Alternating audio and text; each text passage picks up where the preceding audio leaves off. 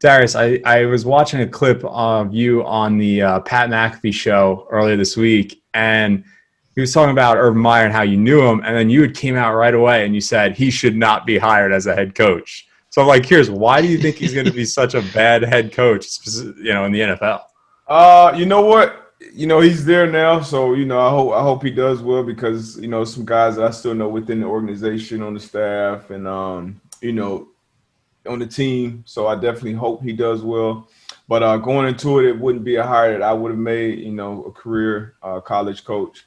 Obviously, he left some situations in not great conditions, and obviously certain things he won't have to deal with on a professional level. But you even saw, even with the hiring of the strength coach, that had to resign. Like, it's different when you're doing business in the big leagues and you're dealing with grown men in a locker room full of grown men. But you will have the benefit of drafting a rookie quarterback. So your quarterback and your best players buying into the program or the system or whatever it is huge for a coach, a new coach especially. So he got that working for him, and I like his staff. I like his staff that he put together as well. So but yeah, going into it, I wasn't a big fan of the hire. I thought he should have stayed on TV, but we shall see. Do you think he brings on Tebow as maybe a coach or maybe backup quarterback? Well, he's looking for a job. He's still relatively young, bring maybe some Florida magic. I can see Tebow being I can see Tebow just being someone good to have in the building. He's a great guy. I could definitely see him ending up in the building somehow, some capacity. He didn't pan out, talent wise at the quarterback position in NFL, but what made Tebow special, even on the collegiate level, was his intangibles and being a team player and so I definitely think he can bring some value to any organization he would go into. But I wouldn't be surprised. I wouldn't be surprised by that. Do you think? Go ahead, Jimmy. I was just going to say, I think my biggest concern with Urban Meyer, and we talked about it when it first happened, is how's he going to handle losing a lot of games early on? There's a legit chance this year that they lose more games this season than he lost his entire tenure at Ohio State. I think it was 7 losses while he was at Ohio State, I think, looking it up. And, I mean, there's a chance they lose more games than that this year alone. And I wasn't sure how he was going to get used to that and get acclimated to that at the start. Yeah. I mean, I'm sure he knows what he's signing up for, and I'm sure having he's got the number 1 pick, so that's always a good thing to have. Got a ton of cap space, and it's not that hard, especially if you got a quarterback, to get people to come down and play for you in Florida if you're showing any semblance of putting together a good team with a good staff. So he's got some things definitely working for him, but yeah, it's going to be an uphill battle. You saw it. I'm a lifetime Dolphin fan.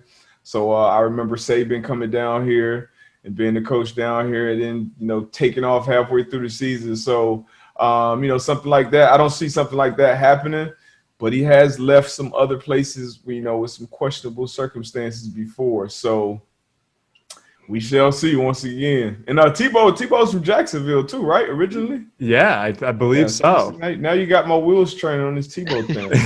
Yeah, I'm just saying. I have a bet with a buddy of mine. This is how confident I am in Trevor Lawrence, assuming they take him first, that they'll win 9 games. So is my money cooked or not? It's a hot take, but that's how confident I am in Trevor Lawrence. You better hope they get some free agents. Boiling take. 9 games. It's tough to win 9 games in the NFL. Obviously, Houston. We'll see what's going on in Houston. I don't expect Deshaun to play there this year.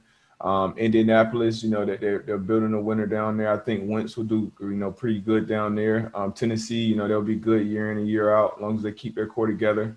So it'll be tough to finish for them, higher than 3rd in their own division. And yeah, I don't see them winning 9. What, they win 2 games last year? They won 1.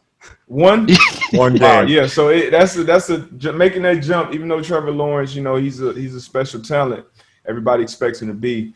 That would be a lot to ask for a first-time NFL head coach, a first-time NFL quarterback to take a 1-win team to 9. But yeah, that'll be wild. That's a flaming hot take. But if you're right on it, Look, I'm 17 pretty games. sure you'll be the only one with that take. I'm saying 17 games. There's one more game on the schedule, and you figure the Texans are 2 free wins. They just got to get the other 7. That's it. That's all. I can't even count Texas as a free win. I can't even count it yet. You better hope that they take all that money and load up on free agents since they got the QB on the rookie deal. So Yeah, they could. I mean, but see, loading up on free agents, it works a lot better in other sports than football. You know, football, you got to really, build that culture. you got to be smart with it still. I'll give you that. You got to gotta have the right. You gotta have the right guys in there. So it's about the right guys joining that locker room, and I would say creating a culture. They were going the right way, for a little stretch there when they had Bortles, who just wasn't good enough at the quarterback position, but they had all the other things in line. But you really gotta kind of create that culture. So Urban has been a winner in his history. That's the thing he definitely has going for him on that field. He has been a winner. He has produced winners wherever he's been, or it's Bowling Green, Utah, Florida, O State. So he knows what it looks like. So we'll see.